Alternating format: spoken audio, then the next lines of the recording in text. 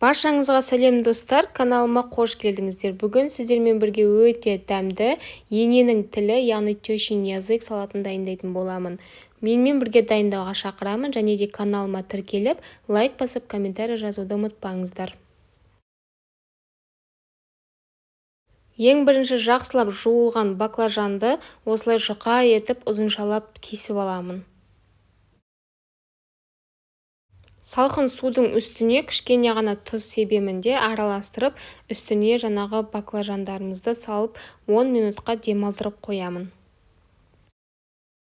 Қызып тұрған майға баклажандарымызды екі жағынан жақсылап жұмсарғанша қуырып аламын. Менің YouTube каналымда баклажаннан жасалынған салаттардың бірнеше рецепттері бар. Барлығының сілтемесін описание бөліміне жазып қоямын. Сол жерден қарап, өздеріңізге ұнаған салатты дайындап көрсеңіздер болады. Қуырылған баклажандарды міндетті түрде салфеткеге қойып аламыз, артық майларды өзіне тартып алу үшін. Енді соусын дайындаймын. Майонездің үстіне аскөк саламын және майдалап туралған сарымсақ, яғни чеснокты салып, жақсылап араластырамын.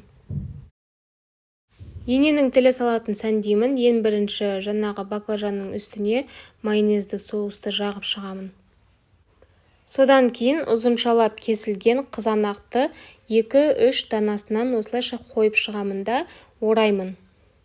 Әрине, қазір заман дамып кеткеннен кейін бұндай салаттар неше түрлі рецепті бар, неше түрлі соуспен дайындалатын рецепттері бар.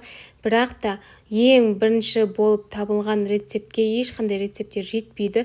Сондықтан сіздерге тез дайындалатын, үйдегі бар заттардан дайындалатын ингредиентін көрсетіп жатырмын. Тещин язык салаты дайын болды.